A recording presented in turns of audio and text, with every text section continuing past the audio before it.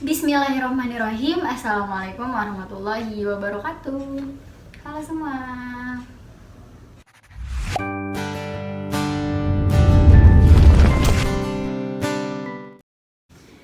Di video kali ini gue mau nge-review buku yang udah gue baca. Ditulis oleh Francine J, penulis berasal dari barat. Beliau memulai menulisnya itu di sebuah blog namanya www.minimalis.com. Kali ini gue mau ngebahas buku yang judulnya Seni Hidup Minimalis, Petunjuk Minimalis Menuju Hidup yang Apik, Tertata dan Sederhana. Coba deh lihat dari covernya aja, ini udah minimalis banget ya, hanya dengan berlatar warna kuning kayak gini. Buku ini terdiri menjadi 4 bagian yang setiap bagiannya itu dibagi lagi menjadi sub-sub bagian tertentu. Yang pertama ada dasar pemikiran, yang kedua ada streamline, yang ketiga ada ruangan ke ruangan, dan yang keempat adalah cara hidup. Masuk ke bagian pertama, di sini penulis membukakan pikiran kita kenapa kita harus hidup minimalis. Coba deh teman-teman bayangin, pernah gak sih kita pulang sekolah atau pulang kampus atau pulang kerja gitu, pulang ke rumah tuh kayak sumpah banget karena barang di rumah tuh banyak banget, padahal yang kita pakai ya itu aja. Nah makanya di sini si penulis mengemukakan bahwa prinsip dari minimalis adalah kita yang mengendalikan barang tersebut, bukan sebaliknya. Dari bagian pertama yang paling gue suka adalah sedikit barang sama dengan sedikit stres. Tadi ya yang kayak gue udah contohin sebelumnya, sumpek pusing gitu karena barangnya tuh banyak banget gitu kan, padahal yang dipakai itu aja. Makanya di sini si penulis memberikan pemahaman kepada kita bahwa melihat barang itu dari kegunaannya bukan dari jumlahnya. Oke, kalau misalnya masuk ke sedikit barang sama dengan sedikit stres, bisa dianalogiin kayak misalnya kita punya meja. Di meja itu tempat kita belajar, tempat kita bekerja, tempat kita mencurahkan isi kepala kita, tempat kita mengaspirasikan sesuatu. Yang harusnya di meja itu tuh cuma ada laptop mungkin ya, sama buku-buku atau peralatan sekolah lainnya. Tapi di meja itu malah ada sisir, malah ada mug, malah ada laci-laci, atau bahkan barang-barang perintilan kecil yang gak penting sebenarnya. Ya jadi ujung-ujungnya nggak belajar, ujung-ujungnya berpikirnya nggak maksimal. Nah itu tuh mempengaruhi sebenarnya. Nah akhirnya di situ tumbuh tuh kayak bagi orang-orang yang habis baca buku ini kayak, yaudah deh gue mau hidup minimalis, tapi gimana ya caranya? Nah itu masuk ke bagian kedua, yaitu adalah metode streamline.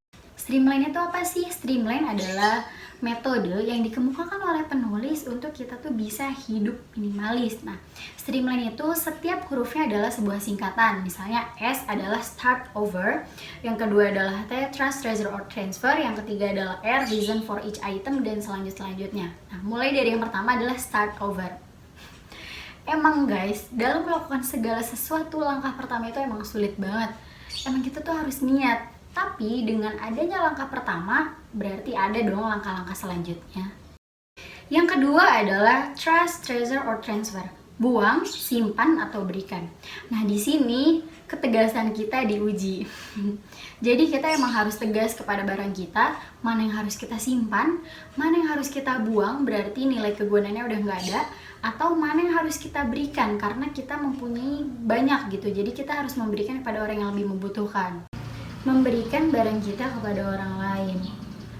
Ngomong-ngomong tentang memberikan, di sini juga ada limit atau batasan. Bagi teman-teman yang mau memulai hidup minimalis, kita harus punya target dulu.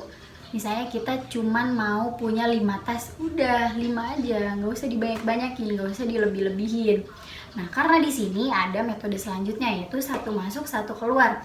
Jadi otomatis kalau kita punya 5 tas, misalnya kita beli satu lagi, mau nggak mau satu tas itu kita kasih ke orang yang lebih membutuhkan agar jumlahnya itu tetap 5.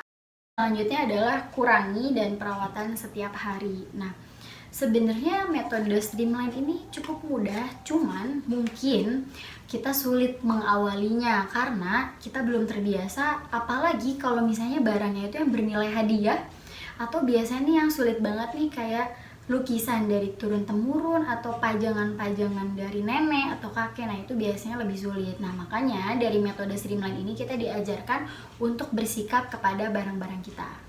Nah, selanjutnya di bagian ketiga adalah ruangan ke ruangan. Nah, di sini penulis mengajarkan kita lebih detail lagi untuk bisa hidup minimalis. Yang pertama adalah ruang tengah atau ruang keluarga. Nah, udah jelas banget ya, ruang tengah tuh kayak semua barang yang lu cari pasti ada di situ. Semua barang yang kita butuhin pasti ada di situ. Nah, jadi di sana terjadi penumpukan barang. Nah, mulailah kita membersihkan dari ruang tengah, lalu ke ruang tidur, ruang pakaian, ruang kerja, dapur, ruang makan, kamar mandi, atau mungkin terakhir adalah ruang penyimpanan.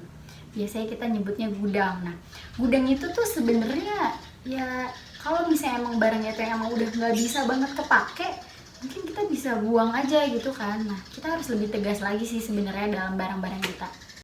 Masuk ke bagian terakhir adalah cara hidup. Nah, di sini si penulis memberikan pemahaman kepada kita tuh emang gak bisa hidup minimalis sendiri. Bayangin nih, dalam satu rumah yang misalnya serumah itu ada 5 orang anggota keluarga, tapi yang minimalis itu misalnya cuman ayah kita.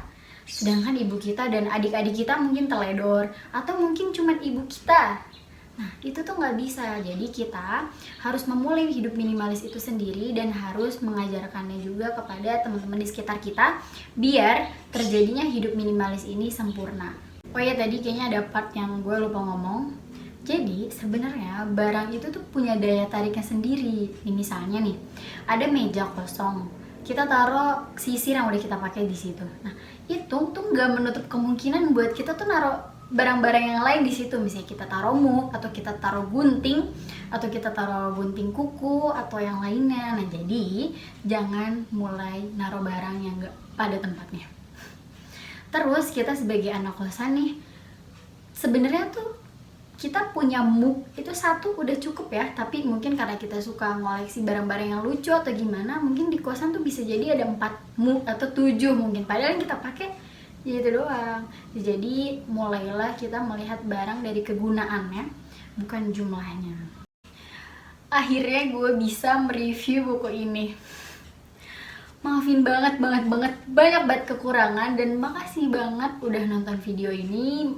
Terima kasih atas perhatiannya. Assalamualaikum warahmatullahi wabarakatuh.